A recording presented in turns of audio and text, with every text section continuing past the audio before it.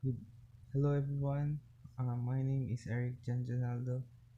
In this video, we will discuss about problem solving and reasoning. As what you can see, um, I will discuss only two reasoning, which is inductive and deductive reasoning. So, um, let's proceed.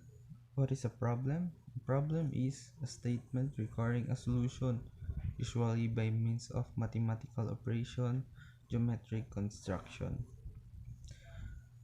What is problem solving? Um, First is we have a method, means the ways or techniques used to get answer, which will usually involve one or more problem solving strategies. So we can use method when we have to solve a problem. Next is problem solving is a process ongoing activity in which we take that what we know to discover what we don't know. So that is problem solving. Next is we have three basic functions of problem solving. First is seeking information, two is generating new knowledge, and three is making decisions. Um, it is mathematical reasoning, by the way. So it refers to the ability of a person to analyze problem situations and construct logical arguments to justify the process or hypothesis, to create both conceptual foundations and connections in order for him to able to process the information. Next is we have to proceed in inductive reasoning. So inductive reasoning is a process of reaching a general conclusion by examining specific examples. So we have here an example. Use inductive reasoning to predict a number. So 3, 6, 9, 12, 15. That's what you can see. So each successive number is 3 larger than the preceding number. Thus, we predict that the next number in the list is 3 that 15, which is 18. So as we can see here, so we can only add 3. So 3 plus 3 is equal to 6, 6 plus 3 is equal to 9, and so on and so forth. Um, Next is we have here another example. Number 1, 3, 6, 10, 15. The first two numbers differ by 2. The second and the third numbers differ by 3. It appears that the difference between any two numbers is always 1, more than the preceding difference, since 10 and 15 differ by 5. We predict that the next number in the list will be larger than 15, which is 21. So the next number is 21. Use inductive reasoning to make a conjecture. So we have here another example. Um, Consider the following procedure. Pick a number, multiply the number by 8, and add 6 to the product, divide the sum by 2, and subtract 3.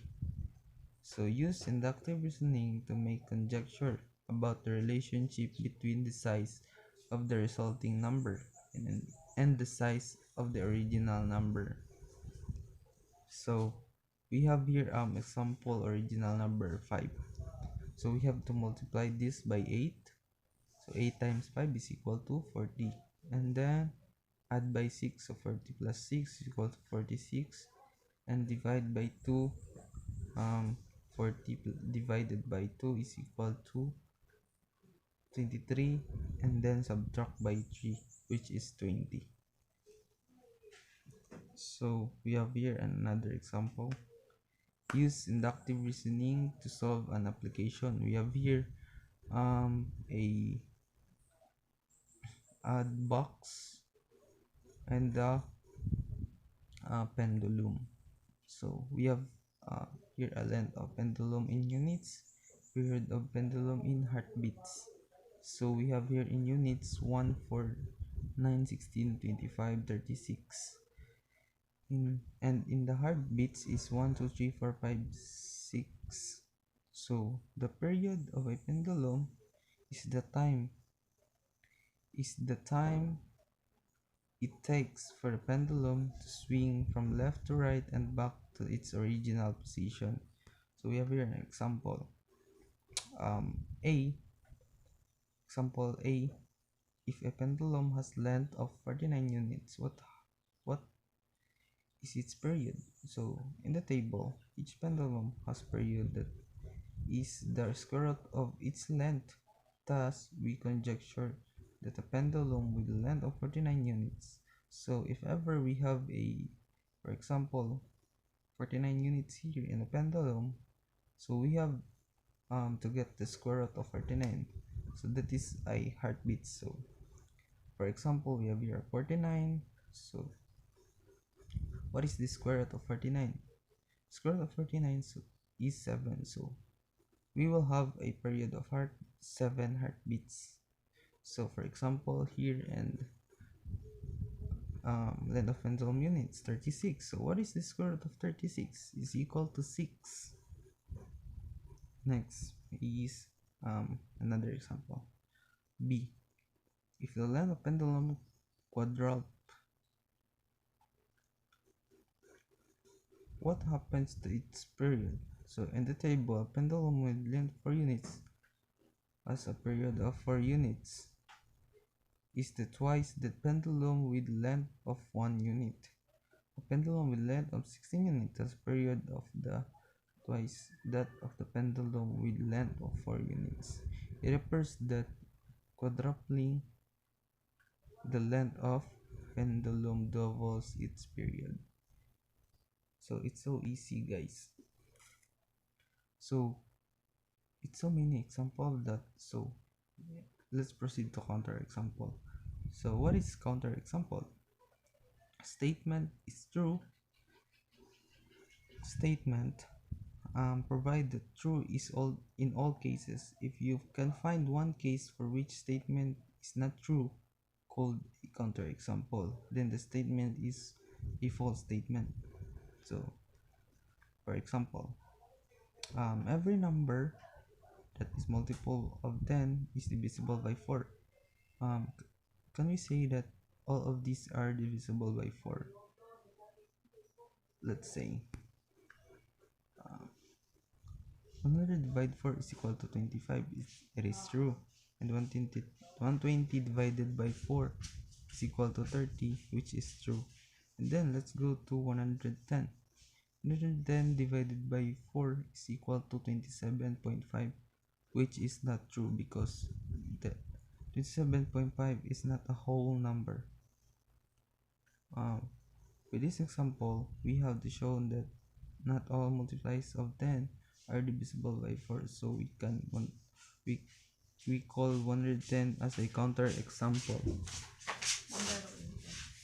Um, Verify each of the following statements is false. Statement finding counter example. Another example is such that x is greater than 0. So let x is equal to 0. Then such that 0 is equal to 0. This is false. Thus, for all numbers x such that x is greater than 0 is false statement. So let's have another example. So x squared is greater than x. Is it true? So let x is equal to 1. Then 1 squared is equal to 1. Thus, all numbers x squared greater than x is false statement. Another is square root of x squared is equal to x. So let x is equal to negative 3. Then square root of negative 3 squared is equal to square root of 9 equal to 3. So what is the square root of 9? So 3.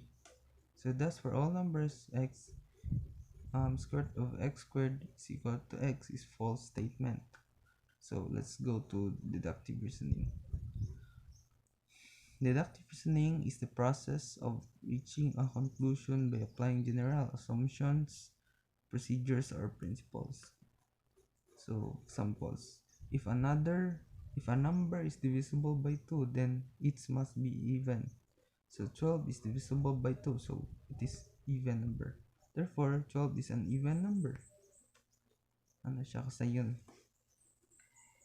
If a angle A and angle B are supplementary angles, their sum is 180. So if measure angle A is equal to 100, then measure angle B is equal to 80. So another example. Use deductive reasoning to establish a conjecture. So pick a number, multiply the number by 8, add 6 to the product, divide the sum by 2, and subtract by 3. So let n represent the original number. So 8n. So we have here 8. So they say that add 6. So 8n plus 6. Then 8n plus 6 over 2 is equal to 4n plus 3. So we have 4n plus 3, then subtract by 3 is equal to 4n. We started with n and ended with 4n. The procedure given in this sample produces a number that 4 times the original number. So we have here another deductive reasoning is commonly used in geometry. So solve for x in the equation 3 times x plus 4 minus 2x is equal to 20. Justify your answer. This is the answer.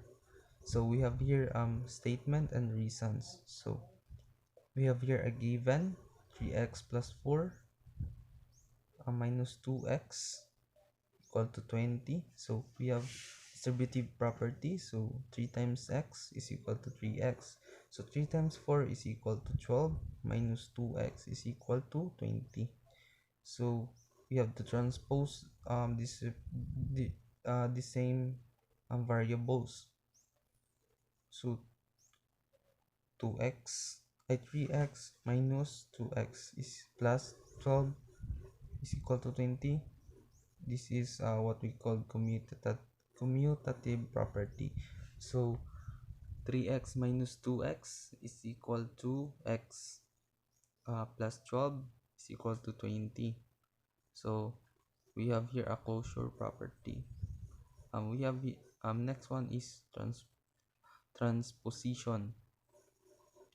um uh in closure property x plus 12, so we have to transpose 12 into 20. So we have to change the sign from positive to negative. So 20 minus 12 is equals to 8. So x is equal to 8. Closure, that's what we call closure property. Next is determining what is the type of reasoning. During the past 10 years, a tree has produced plums. Every other year, last year, the tree did not produce plums. So this year, the tree will produce plums. So what is the type of reasoning? Here is inductive reasoning. Next is all home improvements cost more than the estimate. The contractor estimated that my home improvement will cost $35,000. Thus, my home improvement will cost more than $35,000. So it is deductive reasoning. Um, that's all for today's video, guys. Thank you.